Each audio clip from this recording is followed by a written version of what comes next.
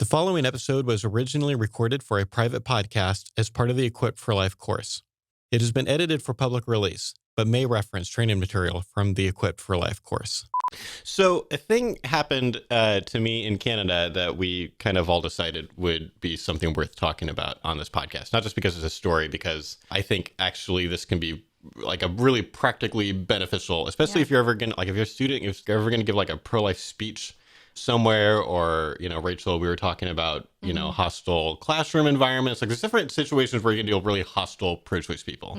We've talked a little bit about that, but there's certainly more that can be said. And I had an experience in Canada where this came up, and I don't, like, looking back on it, I don't feel like I handled it perfectly. I think I handled it fine. But I definitely would do it differently if it happened again. And I was just kind of talking through that. I thought it would be good. Like I had this experience recently. I forget who it was that told me, but I've had multiple pro-life people in the last 6 months, like after a talk or maybe at a Students for Life conference or something like that, you know, say something along the lines of, well, I could never do what you guys do. You know, so what's the, like, tell me what's the point of taking your guys' course or whatever. Clearly you guys are, you know, like at the, you know, top stratosphere or something, is like, was what they're saying. And so given that, like, it just seems so unattainable for me. What, like, tell me why I should even get your course. Because oftentimes they're looking at the final product and they're not seeing the 5,000 conversations that came before that. And all of the mistakes we made of things that didn't work that helped us realize what does work. And now we're like presenting the final product. And so sometimes when you just see the polish and you don't see the mistakes, it's hard to feel like it's attainable. I think I'm a little bit confused. Like, I think if we were, like, just speakers, I could imagine someone saying that. But, like, what we're presenting in the course is, it's very explicitly, here's how you have a one-on-one conversation. Where, like, we're not saying, here's how to be a speaker. We're saying, here's how to have a conversation. So, like, I'm not tracking anything. Usually when I'm getting this feedback, I'm getting this feedback after a speech. And so, like, there's a thing where, like, a lot of the stories that I tell in speeches are not stories where I did badly, because it's not going to be that helpful. Like, I've got a certain amount of time, and if I'm going to tell a story, I want it to be helpful and hopefully entertaining too at the same time. Like, that's kind of the best when it's like both things. And so if you're mainly hearing stories of us being kind of awesome on a campus, then I think sometimes people can get the feeling of like, gee, well, I'm never going to be that quick on my feet, like that kind of thing. This reminds me of the kid from the SFLA conference who asked you if you change minds like 100% of the time, right? And then when I said no, he was like, well, 99 then? It's like, no, we're not even 50. Like, yeah. And so, like, I've started thinking about that more lately, and just, I want us to be really transparent about when things don't go as well, or when we could have made better calls. In the podcast, we talked about dealing with discouragement at outreach. And, you know, we told multiple stories, but in one of those stories, like it's this funny thing where, you know, we were thinking about, you know, when do you pull people out of conversations and when you put people into conversations? And it's like on the same day, I made a really good judgment call in this one situation.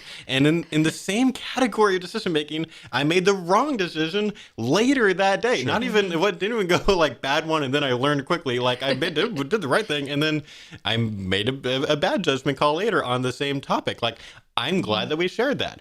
I've recently, every once in a while, started sharing a story from Michigan. The first time we were at University of Michigan, I sort of got stumped by a pro-choice student.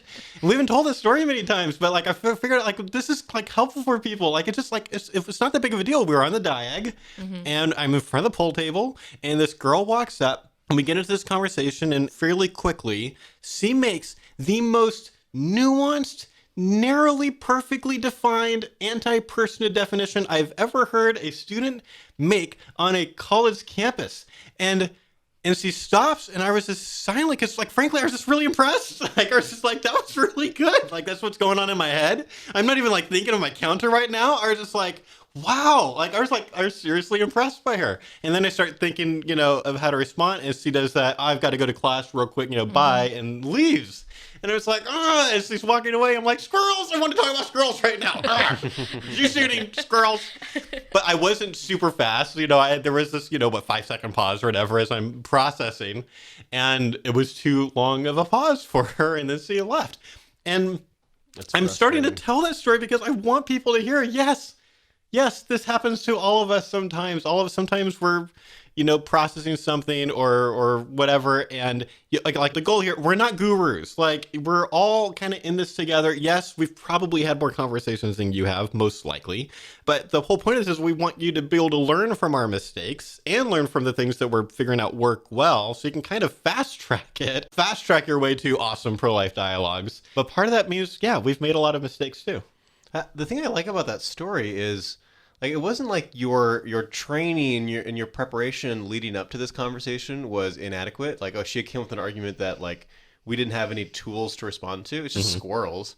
Like, it's not, like, it's not anything super complex. You had a brain fart. Yeah, is what happened in the story. That's what, and that we've all had them. Yeah, everyone can have them. It's just a brain fart, and it's fine. Yep. So that's sort of like what happened in Canada that we're going to talk about. So I was in Canada for like 5 days or something like that last month. And it was one of those kind of whirlwind trips where, I was kind of, mainly there to speak at this educational pro-life event thing for the local Right to Life group. Really cool group called St. Catherine's Right to Life. I'm like really impressed with them. Like also like was one cool thing about this group, because I want other groups to be like this too. It's like a local Right to Life. I worked for a local Right to Life. I know how local Right to Life, often go. Careful. And I'm not going to say anything too mean. I'm saying like, the broad range of what local Right to Life groups are doing and accomplishing and how like effective they are is a pretty broad range. I think that's fair to say. And so, like, the first day I get there, like, immediately had to drive to a school. It's actually kind of stressful because they booked the school for, like, a couple hours after I landed. I had to drive over the Canadian border, and I've got to, like, there's not a lot of window there. So we had, like, these alternative plans for, like, what happens if I get stuck at, border. It just, like, it takes me too long. So, like, I didn't check any bags. Everything, I just, like, ran straight to the rental car thing. It went the faster than it's ever gone before. National was awesome. Like, they just got me out of there. And the border crossing didn't take very much time. It was fine. But I had to do this talk at the school. And I'm going to tell a story about that one at the end of this podcast, because it's really cool. Okay. And then straight from there, or not straight from there, but like straight from there, I went to my hotel and rested for a couple hours. And then I had dinner with the local Right to Life group, like their board members. We had a dinner, and then after that, there was like this big like Q&A event with a bunch of course people. Actually, it's one of the most fun events awesome. At the whole thing, and the only one that didn't get recorded, and would have been the best one to record. It's really good Q&A session, and just I'm halfway through it and realized I didn't turn on my recorder. Like it is in the back of the room now. Anyway, whatever. It was really really cool. A lot of really excited ERI people up in that part of Canada, which is great. So I'm at dinner with the board, and the board is run by this, and this is, I'm not being mean. I made a joke like this in front of 400 people at a banquet. Everyone thought it was hilarious, including him. He's an old guy. He's an old guy named William. He's, he's probably 60s or 70s, and he's been part of Right to Life for a really long time. And right now he's the president, so he's really involved, and he's going with me to a lot of these different things. And this dinner, we've got like 8 or 10 people there, and there's like a couple of fairly older people like William, but then you've got a couple like kind of middle-aged people, like accountants and things like that are there, and then multiple like pretty young people, like younger than me, young, like 20 like in their like 20s, like early to mid 20s, coming into the room. And I'm thinking like they got invited because they're ERI fans or something like that. No, they're also board members. And I was like, those are pretty young for board members, especially at a Right to Life group. Yeah. And so I asked William, like, all right, so we have like a 22-year-old here or whatever who's a board member. That's pretty interesting. Like, is that something that are you purposely reaching out to young people and putting some young people on the board? Or is this just like, it just kind of happened because he's super involved? Like, what's the deal? He's like, no, we want there to be a lot of age diversity on our board because some of us aren't going to be around for that much longer kind of a thing. And we want to be bringing up the young generation, and they've got some good ideas too. And we need to be open to the good ideas that the young people have. And I'm just like, you are the coolest old pro-life guy that I know right now. That. Really, really cool. And the group is better off for it. And they're better off for having older people there. Like there's this whole, sometimes young and older pro-life leaders are kind of at each other's throats a little bit. There's a little bit of stuff there, and a lot of times the things like the younger people also aren't respecting the older people enough, and there's this perfect like balance in this little Right to Life group in the middle of St. Catherine's, Ontario, where they've kind of figured that out and are doing it, and it's awesome. Anyway, so it's a really cool Right to Life group, and they booked a whole bunch of schools. And I do I do almost the same thing for all, because almost all of them are Catholic high schools. And at Catholic high school, you got to assume a lot of them are pro-choice. That might sound weird if you're listening to this and you don't know a lot about Catholic high schools, but Catholic high schools, I mean, first of all, in Canada, Catholic high schools are a whole different thing because they're government funded. They're sort of like public schools, just a little bit more religious. And there are Catholic, administrators and stuff like that involved. But like, this is like, according to Canadians, like, this is where the parents send their bad kids because Catholic schools kind of have this idea like, hey, your bad kids will become good at Catholic school. And so, like, every time I go to Catholic high school, like, some administrator's like, okay, I hope you know, this might be kind of rough. We definitely have a lot of pro-choice people here. And so it's like, there's a Protestant school in there, like one, Christian high school I spoke at, and they're like, look, they're all pro-life, they're super hardcore pro-life, like, this is an equipping kind of a thing, train them up, like, but not the Catholic high schools. They're like, just think of this as a pro-choice audience and do whatever you do with the pro-choice audience. And I do really differently for a pro-choice audience. I'm opening with, like, I know that there are pro-choice people here. I appreciate you being here. I mean, we're probably made to be here, but, I appreciate that you're here and that it's hard to listen to a lecture from someone that you totally disagree with. I've done that. I'm an open-minded guy. When I actually sit in lectures by people I disagree with, like I listened to a lecture one time at this campus by a total hardcore embryonic stem cell cloning guy. And it was uncomfortable. So I get that. Here's what I'm planning on doing. I'm going to give you the main reason why I'm pro-life, and I'm going to spend a lot of my time in Q&A. And I really want to take questions from pro-choice people. If you're pro-choice, you are super welcome to ask questions. I know you're here. You're not hiding. I get it. And I'll give you a little bit to think about, and you can give me a little bit to think about, and that's the goal. So kind of set it up that way. There's a lot of open-mindedness in the talk. I'm really respectful to pro-choice people in the talk, but I basically give the equal rights argument. I respond to the question of rape before Q&A. I want to do that on my terms. I don't want them to think that I was hoping it wouldn't come up, and then it, of course, would come up in the first question every time. So it's like, and I don't want to feel like I'm rushing through it either. Like in Q&A, you're trying to like not take forever on any question. Like, I want to talk about this. Not a good topic to feel rushed. Yeah, I want to be like, I want at least 5 minutes on this. And so, like, I'm kind of hoping that they're like, at least a little impressed. Like, oh, he didn't like dodge that one. Like he totally. So that's basically, I do the same thing with all talk and then I go into Q&A. And it was fine at almost every school. There's pro-choice people at every school. Pro-choice people did take the opportunity to ask most of the questions. And sometimes they're not happy, while they're asking. I get it. Fine. But it was fine. Like they're relatively respectful. Things are cool. Except for this one school, Notre Dame High School. I gave 2 talks because they had like 2 kind of assemblies. And the first one was fine. First one was totally cool. Second one, people kind of fill in, but they didn't fill the entire auditorium. And so kind of what happened was the first couple of rows of seats were kind of empty because no one wants to sit in the front, but like they weren't going to let them sit in the back either. So it's kind of like first 2 rows were empty. And then the next, like 4 or 5 rows got filled. Because it's just like one, I think it's like all the grade 11s or something. I forget what it was. Except for these 3 girls who sat right front and center, front row. Like they're like separated from your entire class body. And it's like, that's interesting. And as they walked in, I was like optimistic. I was like, oh, maybe they're like really excited. They're either fans or they've made it their personal mission to destroy you. Turns out it was the latter. I came to find out that they had actually, like the school had apparently promoted this event, or maybe not promoted, like at least announced that it was happening ahead of time, which maybe wasn't the best call because they had actually gone onto YouTube to watch videos of me the night before to try to find me saying embarrassing things that they could use against me in Q&A, which totally didn't work. Like all they were able to be like, well, I was on YouTube last night and you said that you're against abortion in the case of poverty and we just want to know why. And it's like, well, yeah, I am. Watch the rest of the video. It's like, I explained why. Like whatever you saw, I'm sure that was me doing a Trout of the Toddler thing, but okay, I'll go ahead and do that again. So I just walked through it. So whatever, they weren't able to dig up any real dirt like they were hoping, but that was their agenda. They hated me with the red hot like passion of 1,000 suns, And so I do my talk. They're staring daggers at me the entire time. I'm walking around being super nice, okay? Like, you think I'm nice already? You used to see me in front of a pro-choice audience. I was so nice and so respectful.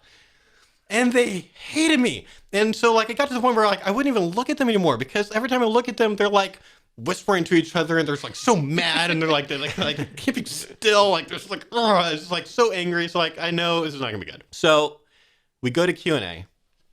And they basically dominate most of the Q&A time. There were a couple of questions that I was able to get to from other people, but kind of what happened was they had brought their list, and we were going to do that. And so, like, I sit on the stage, you know, because they're right there, and, like, you think men lord their height over women? Like, if I'm, like, on the, edge of the stage standing up, it's like a 4-foot stage, and they're right in the front. It really looks like I'm lording my height over them. So I sit on the stage right in front of them, and we start going back and forth. And they were so hostile. I don't even remember all the questions they asked. Certainly, you're a man, how dare you, blah, blah, blah, was in there. But, like, every question is asked with a lot of hostility. And then, like, they would ask a question, and I would thank them for the question and go to answer it. But I'm being pretty calm about it and still being respectful. But, you know, I'm going through the things that I think about these things they're saying, and they're spending at least half the time that I'm talking to each other. They're like, you know, all right, it's a chance for us to talk. So one raises their hand and says, well, what about this, you jerk? Like that kind of, you know, attitude. And then I go, okay, yeah. So that's the question that comes up sometimes, blah, blah, blah. And like, they're already like whispering to each other about how much the next thing we can do to get them. Yeah. Or like how much they hate the answer that I haven't even given yet. Like, I was like, what is happening? Like, I've never seen that before. Even there was this one other really hostile audience in Canada for 2 trips ago. I think we've maybe told this story in this podcast. I don't remember. But it was horrible. It was actually worse because like the entire room was hostile except for like the 4 poor pro-life students who were there just like hiding in the corner. But like so that was a different thing that happened. But like even there, they would listen to what I had to say. Here, you've got these 3 girls, and they're trying to find some way to make me look bad in front of this audience. And they're not even listening to what I have to say. And I'm in my head, like, what do I do? Like, I've literally never had this happen before. I've never seen people want to ask all the questions, but not want to listen to any of the answers before. It was really weird. And so here's what's going on in my head. One thing I'm thinking about is, do I keep being respectful to them? Or do I become more kind of confrontational, more debatey with them? I'm doing the just dialogue approach thing on steroids, but they're not like listening to me. They're being really rude in the way they're talking to me. And I'm like, what am I supposed to do in this situation? And what was really hard for me was, this is not like a campus dialogue. Like, this is not like, I would have handled this differently if it was just one, or even just like if this posse of these 3 particular girls came up to us on a campus outreach, you know, whatever. I would have handled that differently, but there's an audience here. And that really affected things because it's like, I'm sorry, like based on the questions they were asking and stuff, like I could have intellectually dominated them in a very hardcore kind of a way. And it would have felt really good to just go into full-on debate mode, sound bites, hardcore, you know, rhetoric, righteous fury, all that. But I was worried. It's like, yeah, but they're 17. You know, right. They're literally half my age. And at what point does sort of, for lack of a better phrase, standing up for myself, or like having a stronger kind of like you know, drawing kind of these boundaries and be like, you guys are being really rude, like that kind of approach. Like, at what point will that come across to other people in the room as me being like over, like being like even inappropriate, like inappropriately, hey, coming off as misogynistic or something, or bullying even, like, ooh, gee, like I literally in my head, I'm thinking of the students leaving the room and like, here's the outcome I don't want. I don't want them being like, wow, I really liked him until that one point when he yelled at those girls, even if I didn't yell. If they're like, they feel like I yelled at them or was kind of hostile, and be like, man, he was really like, he talked all this game about having good conversations with pro-choice people, and then those girls just asked him some fair questions, and then he suddenly got all kind of hostile with them. Like, gee, that was like how sensitive are people going to be about me kind of responding stronger with them was kind of my main concern. And, you know, knowing that Canadian culture is even a little bit different, and not exactly knowing like where are those lines for a Catholic high school audience of how far can I go. And so I basically didn't end up doing anything that I thought might come across as me dominating them. I basically answered their questions. I took a few other questions when like they wouldn't raise their hand fast enough. Like, fine, someone else can kind of jump in. But then usually they'd be back up. They've got another thing they want, what do you think about this? This kind of thing. And then they're talking to each other, blah, blah, blah. And then eventually it's time to go. Like I filled as much time as they could. And then finally the bell rang and it's like, and that was it. So that was not a fun experience. And when I left, the admin felt pretty bad about it. Like, they probably should have jumped in early and been like, hey, this is not okay to treat speakers like this. But they didn't, and fine. When I left and it was on my way to I had to go straight from there to a meeting with the bishop. They'd last minute, they'd figured out, hey, Josh has this idea for pastors. We're not going to talk about it right now. We're going to talk about it a lot later, though. But I've got this idea for pastors I talked about at the seminary, and let's get a meeting with the bishop. So I had immediately had to drive. I've only got a half an hour to get to a meeting in 45 minutes. It was really cool that we got to do that. But I spent that entire drive, I'm going through this beautiful, the plains of Canada. It's all farmland, basically, is what I'm going through on this little 2-lane road that I just got to be on this one 2-lane road for a half an hour to get to the office of the diocese, and just all right, so that happened, and what, should I have done anything differently? And I basically couldn't figure out the answer to that question. I really want to, I want to take opportunities to, if I've made mistakes, I want to learn from them. Sure. And it was just so hard to kind of entangle the spaghetti of everything. And probably I was a little bit emotional about it. I'm sure. Amped up. I'm just this is that was not fun. You're definitely in a tight spot. And we'll get into, okay, here's some alternative things you could have done. But right. One way or another, your ability to maneuver in that position was minimal. You had minimal options. Yeah. So I wanted to call the staff as soon as I walked out of that school. But I basically didn't want to be rushed in it. I knew I had to have this meeting with the bishop that I only found out about a couple hours before. So I kind of wanted to mentally try to prepare for that. And so I didn't call you guys then. But after I left the meeting with the bishop, I had nothing else to do for the rest of the day, which was awesome, by the way. This has happened both times when I've had awful experiences in Canada with hostile audiences. Is God worked it out. So there's almost at least the last thing that I had to do that day. So I could spend the rest of the day kind of processing and whatever. So after I left the bishop, I immediately got on the phone with the staff. Say, let me tell you guys about what happened. And I'm going to tell you guys about what I did. And what I'm interested in figuring out is, what should I have done differently, if anything? You're always better in the moment if you have already prepared for that moment. It's that whole, the more you sweat in training, the less you bleed in battle thing. I haven't had to deal with very many people that were that particularly combination of hostile and also not listening, literally not listening. It's not just they had an inner monologue, they had an outer monologue, going on with each other, going back and forth, or dialogue, I guess. And so that was a weird experience. It's not we never deal with hard people at campus. I don't want people to get the sense everyone is super nice to us on campus and we just haven't had to, we've dealt with really awful people on campuses. Yeah. We're going to talk about UC Davis, and I think maybe the next episode, I think there's a listener mail that asked about the UC Davis thing. We'll probably talk a bit about that. There was literal vandalism at that outreach, and a guy that I was really pretty confident he was going to try to beat one of us up. We've dealt with, I don't know that we've had any outreach where there's been no one that's been rude to us or hostile or whatever. You get that.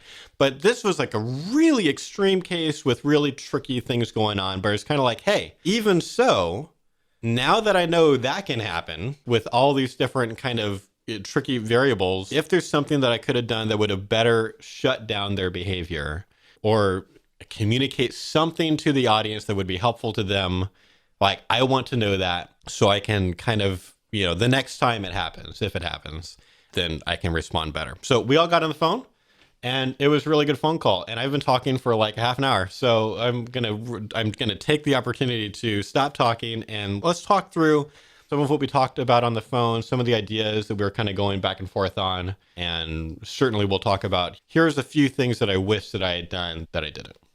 I think I want to start by just kind of acknowledging a possible question in the minds of the audience. Okay. It's really fun to watch your favorite speaker do Q&As on YouTube and win debates. We were just talking about Jordan Peterson this morning. And it's seriously. So if Jordan Peterson being someone who is more on my political end of the spectrum, I get a kind of vicarious pleasure from watching him answer mean questions and really intelligently and clearly and strongly. Yeah. And so because that's an experience that many of us have had, I suspect there might be a like, well, why doesn't Josh just do that? Right. And I think it's important to remember the kind of talks that we're giving are very different than the kinds of talks that someone like that is giving. If we spend the whole talk saying, this is how we treat people who disagree with us, we're respectful to them, and then we shift to Q&A, and I've got someone asking, even if it's an aggressive question, going into dominating mode on Dominant Lobster or whatever. Dominance display in the conversation. If you don't know who Jordan Peterson is, then that made no sense whatsoever. But if you've watched the Kathy Newman interview, then you know what the lobster is. You've at least sort of summarized his lobster thing. It's a display of dominance is what I'm saying. Right. Like that, it's not only a problem because of like, you're a man twice as old than these 17-year-old girls. It's you kind of undercut your message from your whole talk. Right. So if you take that moment out of context, you're like, cool, Josh won the debate. But in the context of that whole talk, I don't think that's a good move. Yeah. So like, I want people to understand that dynamic. It's not that like Josh is in this position of he's being weak and he's not able to do I'm gonna win this argument and by giving a strong, well-worded response. It's to do that kind of undercuts what we're trying to encourage people to do. Right. We want to as much as we can, and I know we can't do it perfectly because the Q&A speaking situation is just different than a dialogue when you have an audience. Right. It's different, but we are still trying to model how to dialogue with people. Right. And so the closer that we can get to the mark of how we do it in person, the better we're going to accomplish our mission. Yeah. Which I'm sorry if you would like it to be otherwise, but our mission is not putting up awesome Josh pwned the pro-choice student videos on YouTube. Yeah. That's not what we're trying to do. Yeah. Because those videos make pro-life people feel awesome and convince nobody. That's not our mission. Just want to like be clear about that first. If you're Jordan Peterson and your speech is, how toxic leftism has become and how some of the there's worldview similarities between certain hardcore leftists and Mao, it totally makes sense to be hardcore do that thing. Right. And it's encouraging, and I'm not trying to diss that, but it's not our mission. Right. We're trying to encourage dialogue between these two opposite poles. Right. Not just get to people in the moderate area and they can be swung by these kinds of videos, or getting to just the people who already agree with us. On the other hand, we also don't want the audience to see that in order to be a good pro-life advocate, you have to allow people to walk all over you. Yes. We have a dialogue tip of don't be too nice. Yes. And so I think Josh's concern here is in this dynamic, it almost seems like we've swung the other way as a speaker. And anyone out there that has been through high school as a female has dealt with bullies like this. And they know the dynamic. Yep. They know Josh has a mic. They don't want him to have a mic. How can we set him off? How can we take away that power from him? Yeah. They know exactly where to walk and what's too far. And they're like, I'm not going to go too far so that my teacher calls me out and pulls me out of the room. Yeah. Right? I'm going to go just far enough that I've manipulated now the entire Q&A. So it's like the episode of The Office where Jim it's goes... always about an episode of The Office. Yeah. So Jim and a group of other people at The Office go off on this business trip to Florida. Right. And Pam doesn't go. At this point, Jim and Pam are married. Spoiler alert. If you didn't know that happened. They get married. And this female coworker is she's made it her mission to seduce Jim. And you see her, she's having conversations on the phone with her friend or something. She is explicitly going to try to seduce Jim. And so what she does is she's being flirtatious and kind of being seductive, but just always in a way that she has plausible deniability. Right. And so she's making him more and more uncomfortable until finally he's like, hey, I'm married. And she's like, oh no, what do you think of me? How dare you? And because she has the plausible deniability, she's totally openly crossing the line. Yeah. But not in such a way that she can he can actually call her out on it and have her not get defensive. And that's the same thing that you're describing here. If they're literally screaming at you, doing a protest or something, okay, the administrators would step in. Right. But they're just being just snarky enough to be under that line and have plausible deniability. They're in the sweet spot because they want people to walk out of the room and do exactly what Josh was fearing of, wow, he was so rude to those, just those girls in our class, or even if they know those girls are total bullies. It's a strategic sweet spot that they have hit, even if they don't even know how accurately they're doing that. I think it's just like the subconscious viciousness of teenage girls. Gross. If it was intentional, I will say they did their job flawlessly. Like, they threaded the needle so well. Mm-hmm. Yeah. I don't remember anything that I said in our phone call after this I happened. do. Okay, so you can remind me of the interesting things that I said then. I don't remember. So I'm just going to start off by articulating the kind of thing that's in my head right now. You're going to improvise, and we'll compare your improvised now. It might be totally different because this is like that will be actually a very interesting psychological experiment. Okay, so what I'm inclined to suggest right now is to just call out the elephant in the room and not give them any questions. Like, that is the opposite of what he said on the phone. Okay, so that's very That was my idea, and you said that was a bad idea. Well, I don't know. I'm processing. I don't have a strong conclusion. It's fair. It's fine. Let's throw out this idea. Yeah. So I'll tell you, here was the idea that I brought to the table, because it's just basically in line with that. And then you compare and contrast how it's different than what's in your head before we talk about why you said it was a bad idea. Okay, so first we've got Josh's version of the idea, then Tim's version of the idea, and then Tim from 2 weeks ago criticizing Josh's version of the idea. Yes, and then his future idea as well, probably. Because like this was kind of what I came up with on my way to the bishop before I called you guys, was like, as I was thinking about exactly what happened, I'm thinking about like every moment of the thing, I was like, it's so weird that they weren't even listening to me. Like that is so much worse than when pro-choice people are asking questions in a really like rude way or something like that. Like usually still they still have to stand there and glare at you as you answer their questions. And they weren't doing that. They were talking to each other. They were not hearing what there was one time, this is the closest I got to calling them out. There's one point where it was so blatant that I just stopped talking mid-sentence and just stared them down. And waited, and it took them a little while to notice, like, that I stopped talking, and it was like, oh, and then they, like, glared at me some more, and then I just kept going, That's the closest I got to really calling them out for their garbage. But, so I had thought, maybe use the fact that they are so rude as to not be listening to my questions and just say, look, you're not even listening to my answers. This is Q&A, and you're asking Q's and you're not listening to any of my A's, and like, so which makes me think you're actually not asking questions with like any kind of intellectual honesty. You're not curious about what I have to say. You're just hoping that you can come up with the right Q that's going to trip me up. And so while I'm answering your questions, the ones that you brought up, you're talking to each other.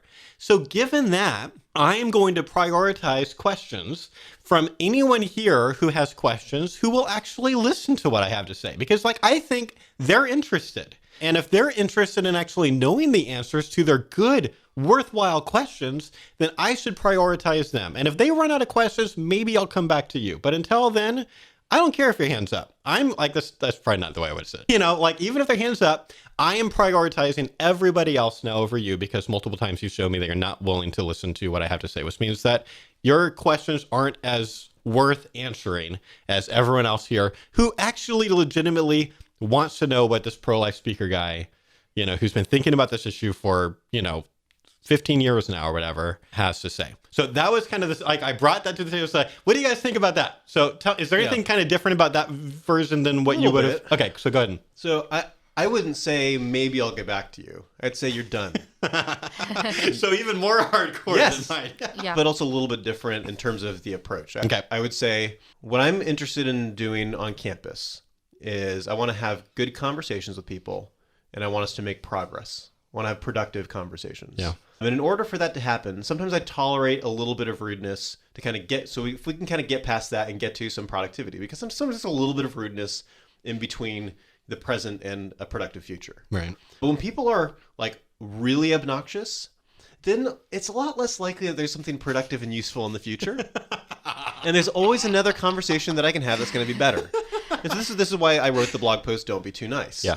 When people are being really aggressive and rude, the correct thing to do is not to be rude back, but it is to acknowledge that they're being rude. Mm-hmm. and to say, I'm going to give you a choice. You can either change your behavior, like let's have a nice conversation. I've been respectful to you. Mm-hmm. You can either be respectful back to me, or I'm out. I'm just going to find another conversation. This isn't what I'm here to do. Right. And so given that, here's what I think the right thing to do is in this context. I'm not answering your questions. This is the same thing that I said to one of the students at Davidson. She was being obnoxious. It was over and over and over. There was no audience. And I said, you're being really rude. I'm not answering any more of your questions. And she walked away.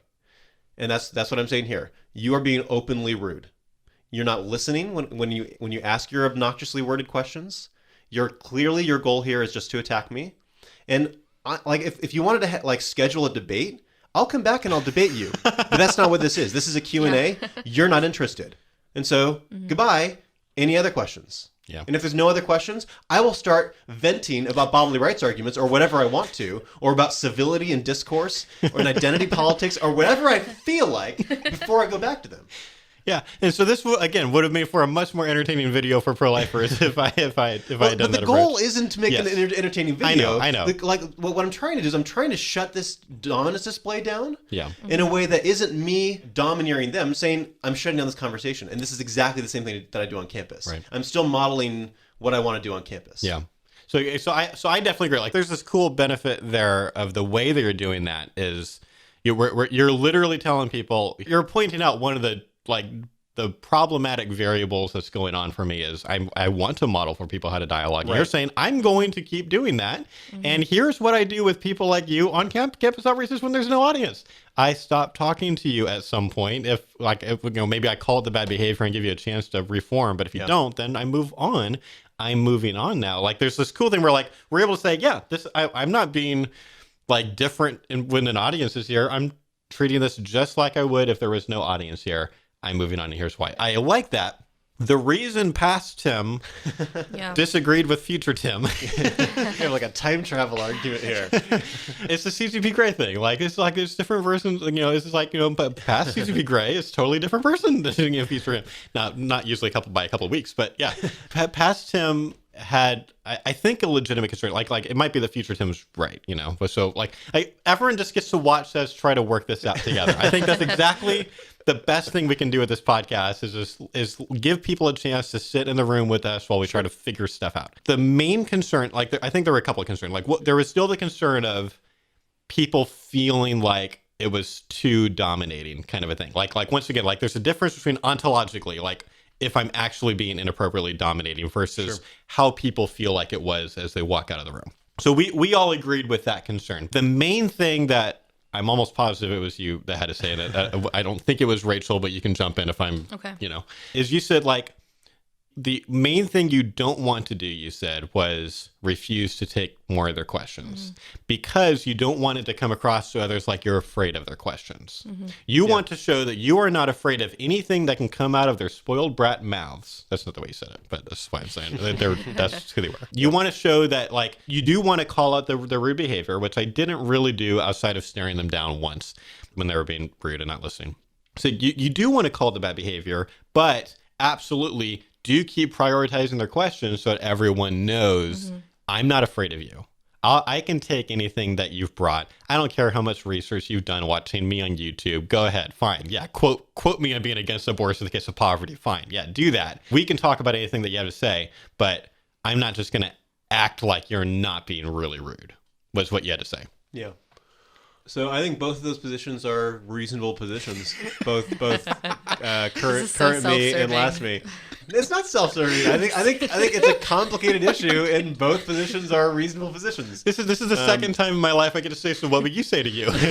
So I think a lot of it comes down to delivery. The way that I'm thinking about it right now is I want to be able to model something that's useful to the audience. Right. I want to stick on message. I want to stick on brand in the way that I've presented. Here's how I talk to pro-choice people. Yeah. And saying, well, you're being rude and just keep on throwing your obnoxious questions isn't how I do it with pro-choice people. Right. And so while there's certainly a danger of coming across like you're afraid of the questions, and I don't want to do that. So I want to manage that. Right. So it's maybe something like repeating, here's what your questions were. These aren't even good questions. Okay, I want to jump in. All right, go ahead. So I want to propose like almost a compromise between what you've been saying and a little twist on it. Sure. I would like to see Josh in that situation address that they're being rude. So you say, listen, you're asking questions which I want to answer because I actually genuinely want to respond to concerns of people who disagree with me. But you are not listening. You're asking them in an obnoxious way. I'm going to give you one more chance. I want you to rephrase your question in a way that's respectful to me, in the way that I've presented that I want pro-life people to talk to pro-choice people.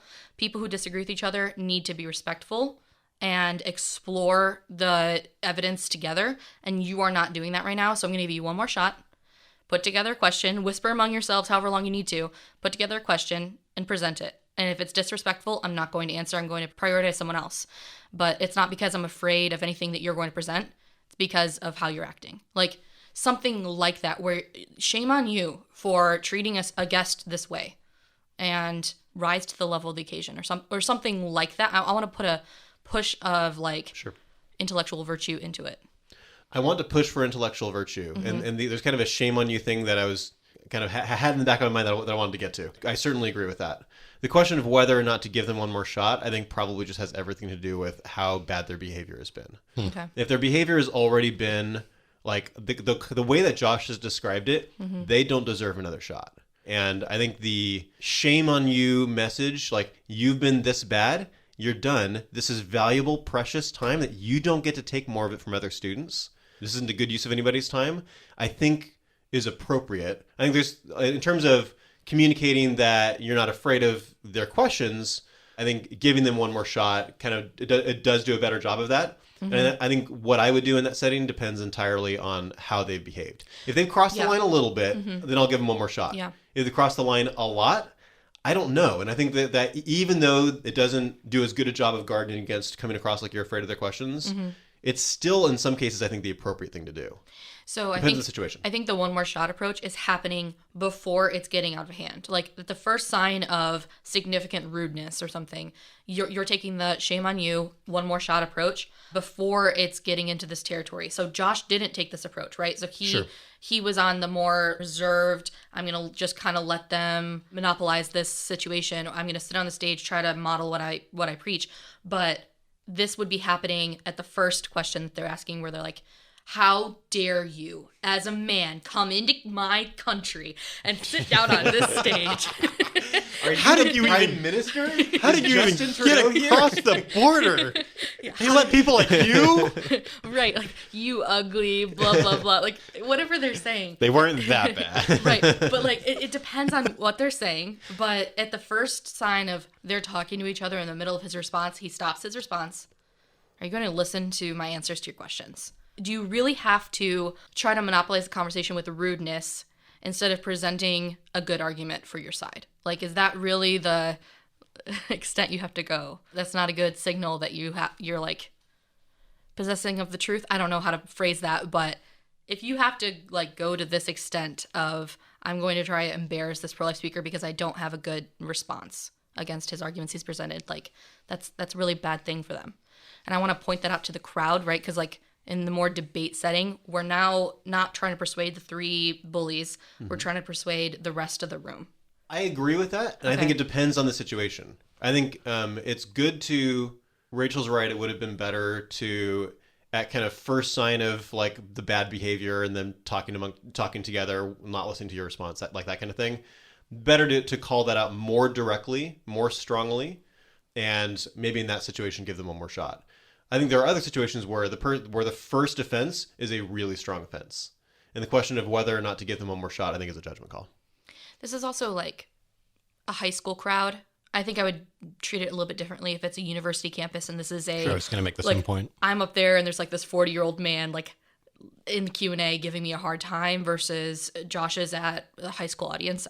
I think that really matters. The power dynamic thing was very much in my head, and I have responded more. I mean, I haven't had that many college students be really rude, but like certainly I feel more freedom of like, well, that's not freedom is the wrong word. It's like I'm not as worried about people being all overly offended if I draw strong boundaries with an adult woman, you know, who's at my talk versus they're literally teenagers and they're being teenagers, like they're being really bad teenagers, but they're being teenagers. And so certainly that was a part of my concern. Another thing going on, and this might be unique to the situation though, but made things even more epistemologically tricky, is a lot of time there weren't that many hands going up from everyone else.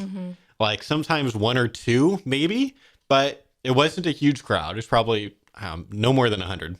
And I think once the girls got going, a lot of people in there just didn't really want to, like, they were at that point watching a show, you know, more than anything. And so it wasn't clear to me, like, if I say no more questions, is it going to be this really awkward thing if like no one else has any questions like that? Like, so that was certainly in my head. If no one else has questions, I start ranting about identity politics. I think that would have been the right move. I think the only thing like where maybe just stylistically or like my judgment call will probably at a pattern level be a little bit different than yours is I think I will let them be rude for a little bit longer than you will before drawing a line. Like, I don't think I would call them out the first time they whisper to each other while I'm answering a question. Because like, I'm going to be like, maybe there's like they forgot something or whatever. Like, I'll give them like one, like whatever. You just get a pass, I think, once.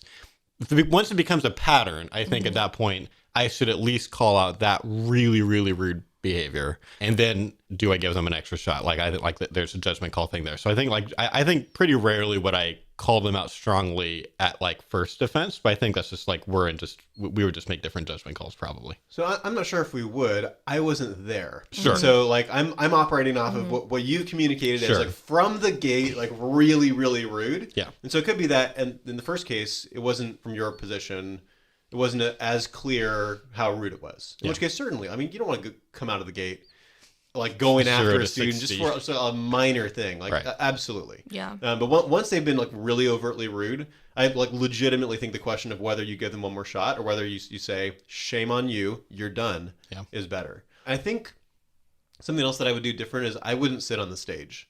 I know what you're trying to do there, and I respect what you're trying to do, and that works well on campus. In that position, that's blood in the water. That's let's dominate him. And so this was so it was funny when I left, you know, and after we got off the phone, you know, we were in the phone. I was literally just in my car at my hotel by the time we finished that call. And I just didn't want to like transition. So I just like hung out in the parking lot and we did our call for, I don't know, 20 or 30 minutes. And then I went to my hotel. I had like a couple hours before dinner time. I literally watched something like 3 or 4 hours of Jordan Peterson that day. Like that's what I needed, you know, emotionally. So I watched, but partly I was like trying to pay attention to what is he doing specifically. I know it's a different situation. I know he's not doing how to have nice dialogue talks and everything. Very different message. Still, what is he doing with these like really hostile people? Like, you know, I'm noticing like he doesn't usually call them out right away. He answers their questions for a while and then eventually he'll just like, man, you're like impossible to listen to. Like I can't even hear what you're having to say. You're so rude, like that kind of thing. But another thing that happened was at some point he got into this little rant about how, you know, you stand up straight. You know, it's like his first chapter in his book. You know, stand up straight, show people you're worth talking to. And I was like, sitting on the stage is probably not the best. The best? That's not call. Standing up straight with your shoulders back. No. I'm a lower lobster. You dominate me. Yeah, and I definitely agree. That was the wrong call. So another thing that was going through my mind when you told this story, just in my experience, I'm thinking, okay, what motivated these 3 girls so much to look you up online and watch the videos and sit in the front row?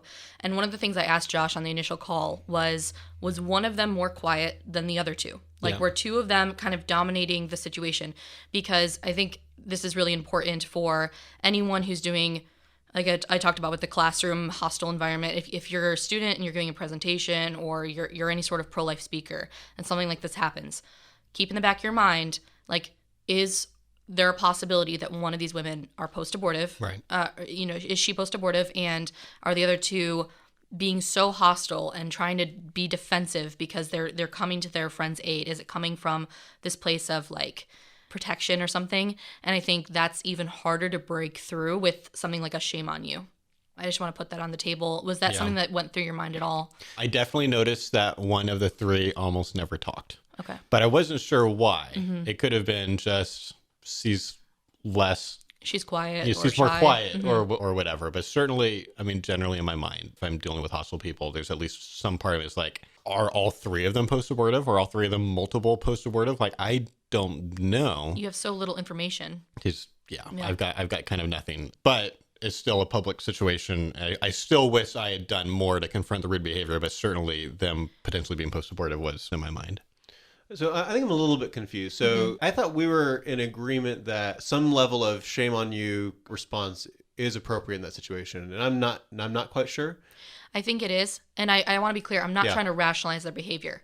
I'm trying to look at, let's make the best educated guess of what's going on for them in their kind of mental state.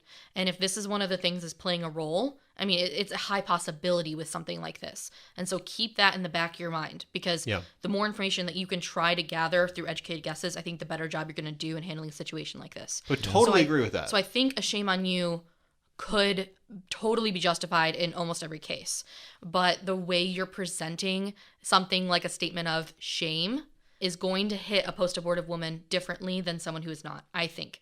And so if you are kind of deducing from any evidence you're given that this woman who's being really hostile in a Q&A session is post-abortive, I don't know if the word shame is appropriate, or if you want to word it differently than if it's someone that you think is not. You're being really rude. Yes. That's enough. Yes. Yeah. You're being disrespectful. Like that sort of thing. Just to be clear, you're not saying because they might be post-abortive to let them walk all over you. Not really, at all. really clear I'm about not that. rationalizing the behavior. Like, this is inappropriate. It doesn't matter. It's not even rationalizing the behavior. It could be that you're not rationalizing the behavior, but you are saying because they might be post-abortive, be a weakling and don't let them dominate you. I just want to be really clear. You're totally justified in calling out rude behavior. It doesn't matter who it's coming from or what their experience is. It's just maybe not use the word shame. Yeah. There is a way that Tim worded his kind of, here's maybe what I would have said when I called him out, that was so good. And now, to be fair, I ended up telling this story so many times for the next couple of days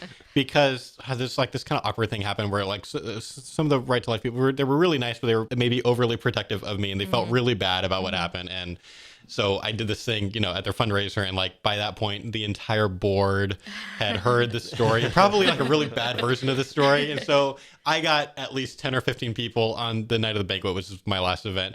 Oh, I heard about the thing that happened at school, and I was just like, it's fine.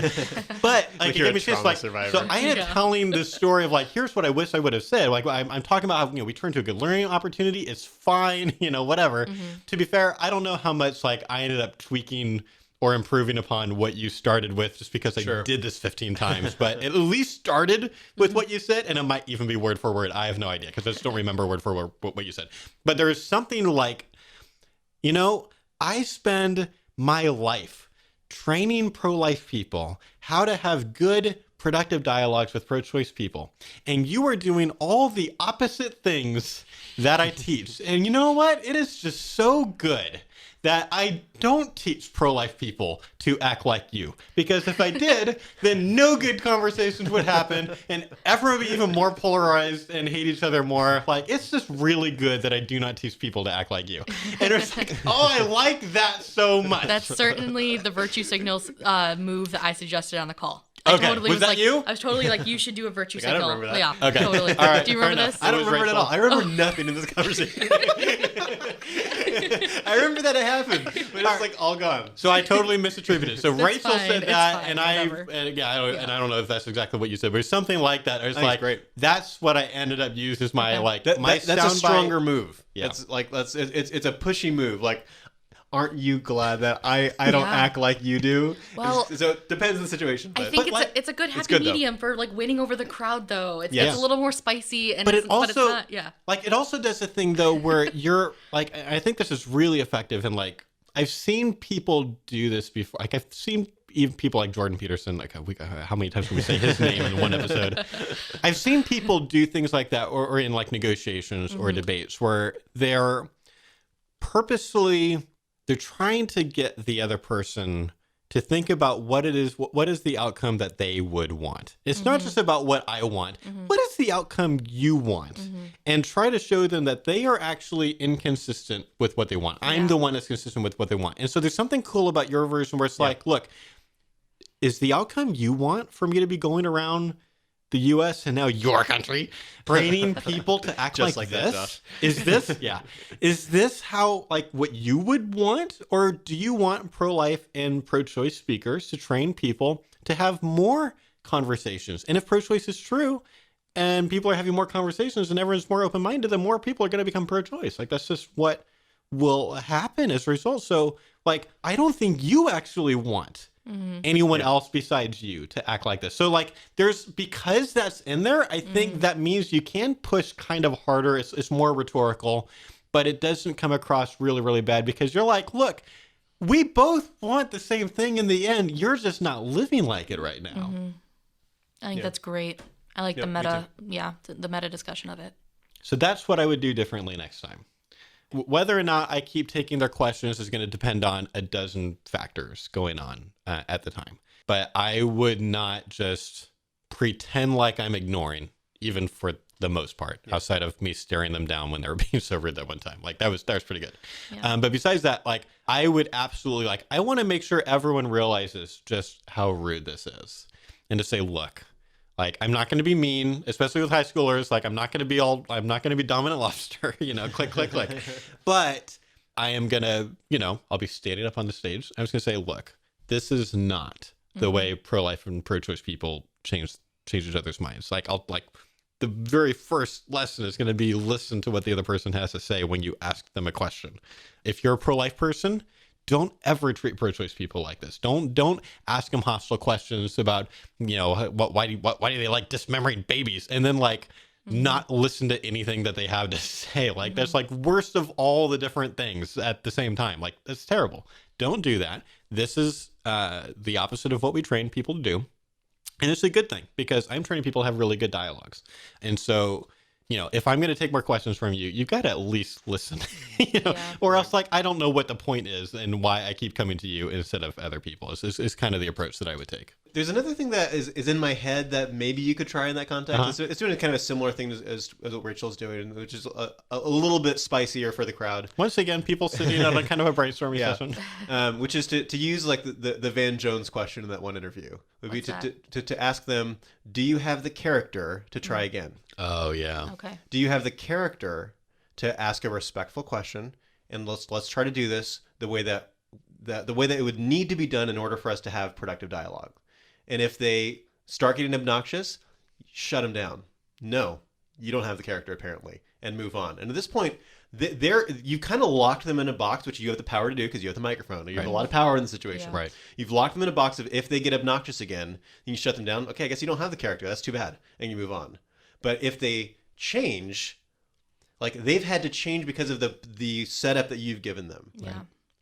It's hard with high school students. Like, I would definitely no problem with college students. I'm like, I don't know. I'm still worried about because are people in the room gonna be like, he's doing a character attack. He's ad hominem, he's calling them like I'm just worried you have done. No, I'm just saying not don't worry. This is what you've done.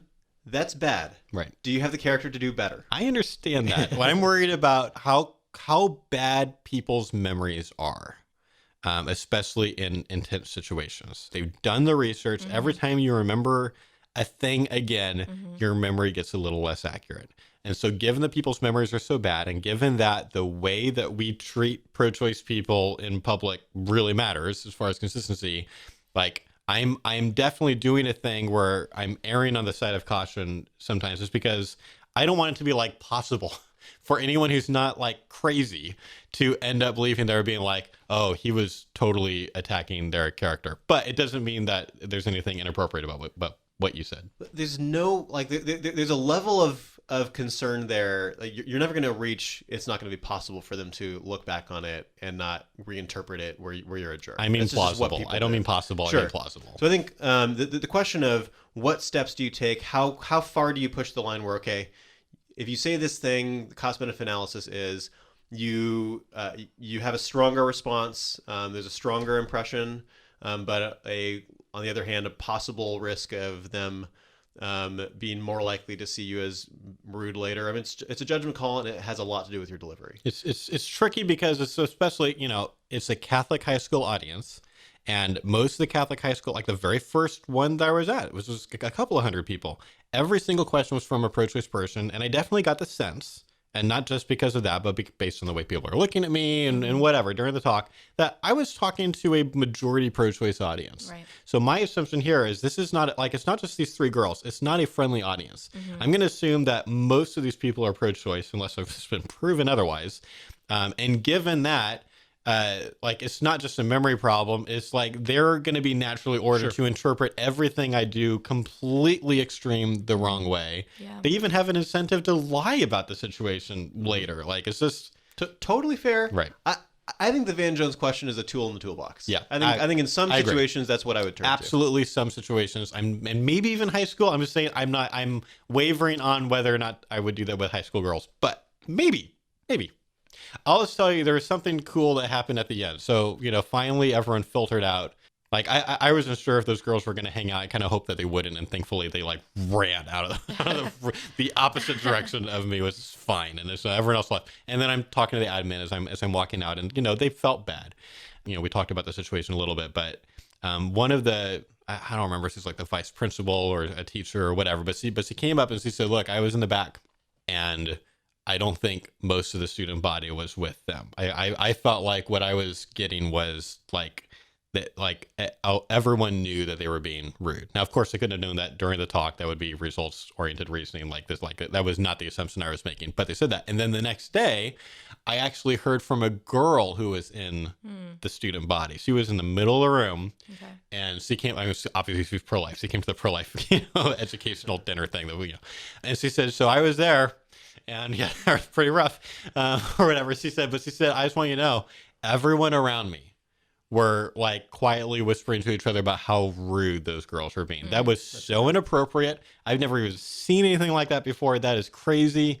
And even though, like, there were certainly other pro-choice people in the room, she acknowledged. Like, I don't think she's the only pro-lifer there, but it wasn't like three pro-choice girls in the front and everyone else was like super pro-life. It wasn't like that. But it's like even the pro-choice students were like embarrassed for how you were being treated. That is not okay. And it was kind of acknowledged in their room. So at least really there's some hope. There's something uplifting. Go ahead. So I want to hear your other stories from that trip. But first, I kind of wanted to propose a question about, I know we've been talking about like a hostile audience. Yeah. What would you do if you're on a, let's say, university campus and there are hecklers or protesters? So during your presentation, not during Q&A, they are trying to interrupt your talk with either signs or verbally interrupting you, either saying things at you or saying things at the crowd. How do you handle that situation? I hope I would handle it like Jordan Peterson did in the video that I saw last night. I'm going to link to it. It's so good.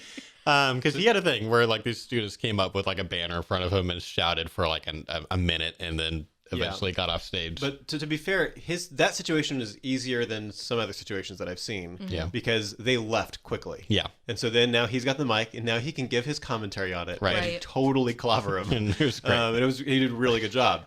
And it, like in a kind of compassionate way, but like definitely strongly and effectively. Yeah. If you're in a situation where they're not leaving. Yeah. And the campus administrators won't enforce them, making them leave, get security to make them leave or anything like that, then you're in a totally different kind of situation. Mm-hmm. That was my impression of the question that you were asking. Yes, that's what I'm asking about. Like, so you have, a girl who's just there shouting, and whether or not like campus security or administration is going to step in, it usually takes a while. So I want to suggest pull out your phone, start recording, like selfie video, and like in the mic, the students can still hear you. I'm at this university, and here's what's happening. Here's how obnoxious these students are being. Here's what cowards they are. Here's how low their character is. Yep. And they're that unwilling to listen to an opposing side and engage in like a reasonable discussion in Q&A. And this is the problem with politics today. And just go off on them and rant while you're recording. Assuming there's an already video camera recording. If there's a camera already recording, you speak to that. But one way or other, Facebook Live. I'm not even just recording it. I'm live streaming this thing. Yeah. My general view on like that level of disruptive, hostile behavior is that the best disinfectant is sunlight. Yep. And that like totally you can't reason with a mob, but you can film the mob, and you can let that mob be a punishment to their own side, which is what they are. Yeah. So would you handle that the same way if it's only one heckler who's sitting in the seat and they're like shouting things out at you? I'm thinking like a comedian where they get like a heckler. Are you treating that the same way as you would if there's like 10 students who are there and they have Planned Parenthood shirts and coat hangers or whatever? No, different situation. I'd tell them that they're being disruptive, and at some point ask for security to escort them out. Right. Okay. And if they won't, then that's rough, because one really determined heckler who security isn't making leave, it does kind of put you in a position where either you take them down like I'm Dominant Lobster, or they ruin your talk. And like those are basically your only options. Okay. So I would probably say, this sucks because I want to have respectful conversations. You're being a little monster. You're being an awful person. And so you've managed to cross the line where I can't just have the respectful interaction with you that I want to have with everyone, because you have been that level of horrible. And then at that point, take them down. Yeah. Okay. That sucks. I would be Dominant Lobster in that situation. Believe it or not, I would I have no patience for people who are just like, I am purposely going to try to take away your free speech because I'm afraid of people hearing what you have to say. Like, pro-choice people have reason to be afraid of us going out and speaking. I wasn't planning on telling the story, but I was going to tell the story real quick, like to make the point. Last year, or maybe 2 years ago now, I don't remember now, I did a little speaking tour through Washington State. I did like 3 colleges, and 2 of them I did the scholarly rights thing. And it's Washington State's not a conservative place, Right. And so I went, and yeah, there's pro-choice people in the room, and I could tell, in the first talk, I could see people with pink hair, and they're staring daggers at me, and they've got their signs ready to go. It's like that kind of thing. It's like, all right, I know. And I start my talk the way I do. I welcome pro-choice people. Here's what I'm going to do. I'm going to talk about how annoying it is to have people strawman your positions. I'm going to talk about, I think, the best arguments that pro-choice philosophers like David Boonin have to offer. I'm going to give some lame pro-life responses, and then I'm going to offer you a couple that I think are worth thinking about. And then I'll take any questions that you have. That's the way that I set up the bodily rights talk. And almost always, the poster board drops to the floor, the walls have gone down, and they listen. And then at the end, these people who came planning on hating my guts are thanking me for an amazing talk. And I was telling that to my host home in Seattle, because we stayed with a lovely young pro-life couple who have the unfortunate situation of living in Seattle. They're the only pro-lifers. Harsh. There. It's not only raining all the time, it's also they don't have any pro-life friends. And so it's raining pro-choice people. And so we're talking, and I just shared that story. It just happened, that day or the day before or whatever.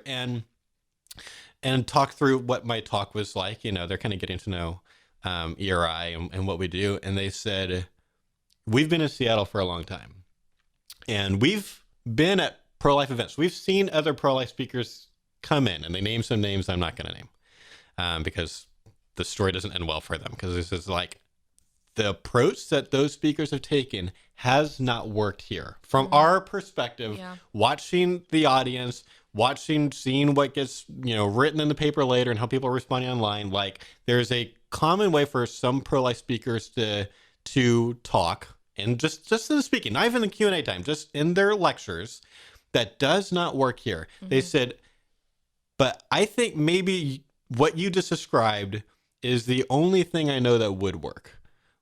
This might be like the silver bullet, speech for a community the pro-choice people in Washington State, because it is it's respectful, but it's also it's intellectually respectful. I am taking down your strongest arguments.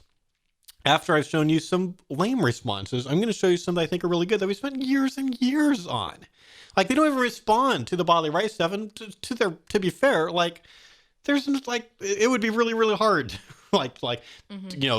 take down what we've spent 4 or 5 years, working on. So they're asking about life of the mother and rape and all those other things. That's fine.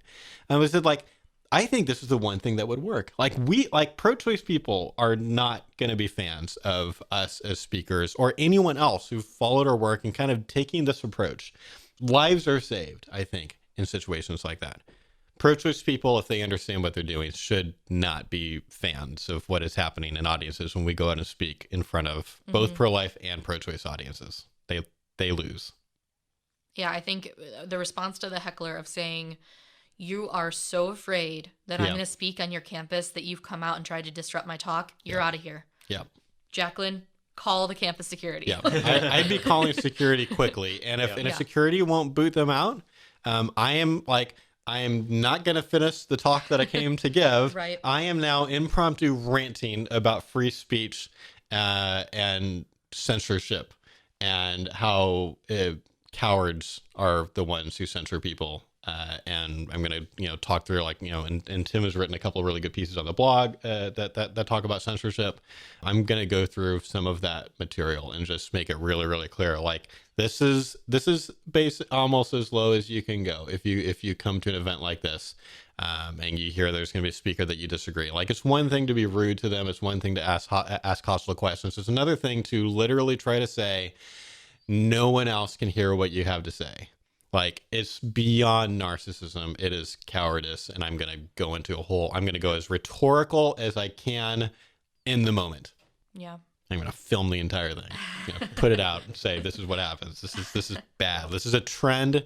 It's hard to tell how much of a trend it is because I don't want to make the mistake of saying here's 5 campuses that this has happened on with, Milo Yiannopoulos or whatever. So this is a huge trend. That might not be the case. Certainly not according to some people that are really looking at this at a more analytical, thorough level. So I don't want to make overstatements, but it is certainly interesting how many leftists are jumping on the bandwagon of let's block speech of people that we disagree with because we're trying to make this connection of it's microaggressions, which means it's kind of like violence. And so now we can use macroaggressions, which is totally like violence, to block it. Milo Yiannopoulos and Ben Shapiro and all these guys. I mean, Ben Shapiro, come on. I get that he's different than we are. When he does Q&A events, I get that, and that's fine. Very different platform, very different vision. He's doing a different thing, and it's fine. I like a lot of what Ben is doing on campuses, but shutting him down, really, you're blowing up cars and breaking windows and throwing rocks and bricks and at people and hitting people with bike chains because Ben Shapiro has come on your campus, calling him a Nazi, and he's got a yarmulke on his head at all his events. It's just it's just outrageous. So yeah, that should be mocked. So let's end on an up note. So Canada wasn't all bad, and I don't want people to feel because it is Canada true. has Jordan Peterson. It can't be all bad. That's right. So they have Jordan Peterson, and I mean it's true. Now, and there were a few people that asked about this because they followed my work enough to know that I've had another bad Canadian experience. They're like, "Oh no, he's gonna think like it." It's no, it is true that by far my 2 most hostile audiences have been in Canada. But generally speaking, I love going to Canada. I've got another guy right now looking at trying to get me to go back a 4th or 5th time or whatever it is. I like going to Canada and do it. That's fine. They're supposed to be really nice. They're supposed to be really polite. So here's what's interesting. That's the stereotype. But I was talking to a Canadian about that. They said that's the stereotype they have of Americans. Yeah. They think that we're nicer. But I was like, what? They're wrong. I don't think it's right. And you're in Michigan. Maybe you're thinking about Southerners. Maybe. I don't know. They can't be thinking of New Yorkers. That's a weird stereotype. Yeah. That's what Canada's at. Yeah. So I don't know, but whatever. I like the fact that we go and I told. I mean, Canadians generally do have it worse. The government is so against them. It's worse on free crazy. Way worse on free speech. And so I like going to Canada, but a couple of really good things happen. I'll say 2 real quick. One, that first school that I went to, the one where I had to rush over the border to I didn't illegally cross, but I was hoping there wasn't a big line, and luckily there wasn't a big line, and they let me cross. So I got to the first school, and it was a big audience, and afterwards something happened that never happens at schools. Sometimes at schools, a student will hang out for a minute. Yeah. They've got an extra question, or they want to thank me for the talk or whatever. But then like they've got to go somewhere. There's a pretty rigid, in a high school, like they have to be at a place. And I don't know what was going on with the school schedule where these 6 guys just hung out with me for like a half an hour. Or maybe it wasn't half. It was at least 20 minutes. Because we hung out and talked about all kinds of things. They want to know about my opinions on universal basic income and gun control, of course, because, Parkland had just happened. So they want to know about all my thoughts on gun control. And, we're talking about all these different issues, everything except abortion. And hung out for a long time. So I don't know why or how that happened, but it was weird. But he was hanging out, and at least one of them was a conservative and pro-life, and because he was a Ben Shapiro fan, so he wanted to know what I think about Ben Shapiro, and so I basically got the sense that all of them were conservative because they all seem to be buddies, and so I was kind of treating it like I was hanging out with conservatives talking about Ben Shapiro and gun control and whatever. Then 5 out of 6 of them left. And one of them hung out because he had another thing he wanted to tell me before he left. He had been I had thought of them as one group, and it was really 2 groups. There's these 5 conservative guys and this other guy that just happened to be standing right next to them, waiting for them to leave so he could tell me what he had to say, which was, and I'm almost positive his name was Taylor. He said, I just really, really wanted to be able to personally thank you for this talk because he said, I've been pro-choice my entire life. But he said, but to be fair, I think I just realized that's kind of just been my default position because literally all of my friends are pro-choice. And so it's like, well, then I'm going to be pro-choice because it's obvious. If everyone's pro-choice, then, I should be pro-choice. And then you came, and I'm going to have to rethink everything. I'm going to rethink my entire position on this issue because I've never heard arguments like that. So that was awesome. Yeah. And then the day of the awful Notre Dame high school thing, that morning I was at a different school, and it was a really big audience, but they started late, and also the principal jumped in a couple of times. It's kind of this awkward thing where he wanted to jump in and kind of give his 2 cents sometimes, and so he'd ask for my microphone, and so he's filling up some of my time too. And so between all those things, I only had time for 1 question at the end of my talk, which usually I have time for 20. They started way late. And so I had time for 1 question, and this girl's hand shoots straight up. I think her name was Veronica. And so I learned later, after the fact, because the admin were talking to me about it, they saw her walk in, and they're like, oh, Veronica's here. So apparently she's got a bit of a reputation. Pro-life speakers have come to the school before, and I guess she's really mean. She's really hostile. She's the mean girl, and they're like, I bet she asked the first question, maybe all of the questions. And sure enough, but no one warned me about her. So she shoots her hand up, and I'm like, hey, hi, whatever. I know nothing. And she asked the "you're a man" question. But I've never heard it asked so respectfully.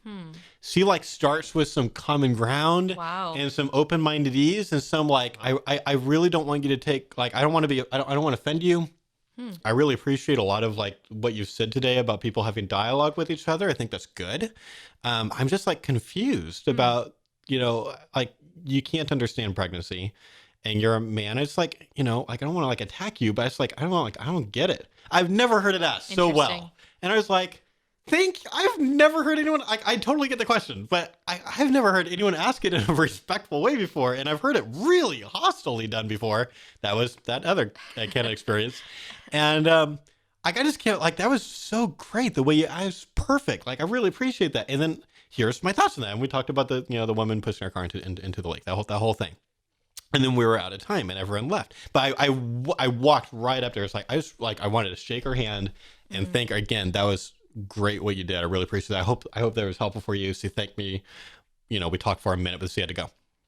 But the teachers come up, including the vice principal, and they were floored.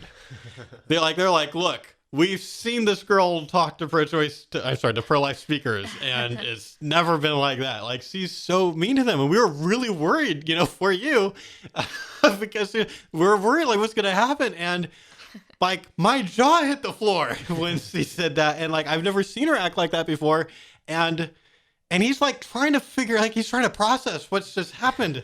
His world's just changed for him. And he's just he's trying to figure out what happened.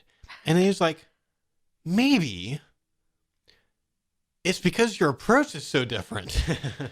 Maybe this thing that you did of being like really respectful of pro-choice people and being so open to taking their questions and having this good argument that they haven't, like, maybe that approach really works. It's like something like that. It does. That's basically what I did. I was just like, I kind of think maybe that's what happened. If the only thing that changes is this one variable, then maybe we've got something. I mean, also maybe she grew up by a year and matured a bit. Like that. Maybe that also was a thing. Right.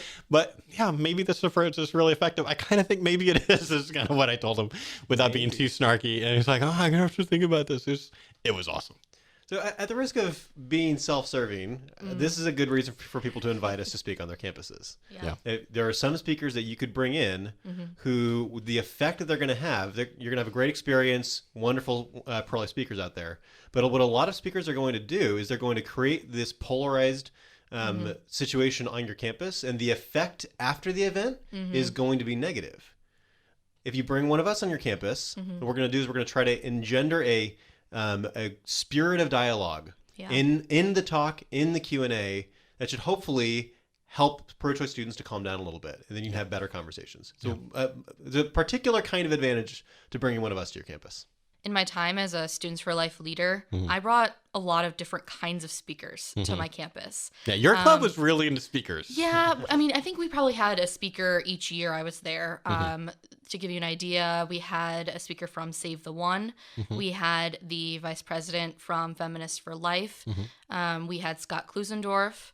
We didn't have you guys speak when we did outreach with you. Not for like a big public thing. We did like 2 seminars or whatever. But, yeah. My senior year, I gave a bodily rights talk in the fall and the spring, which I don't really count as a speaker per se. But I mean, I think it definitely affected the outreaches that are happening this year. Yeah.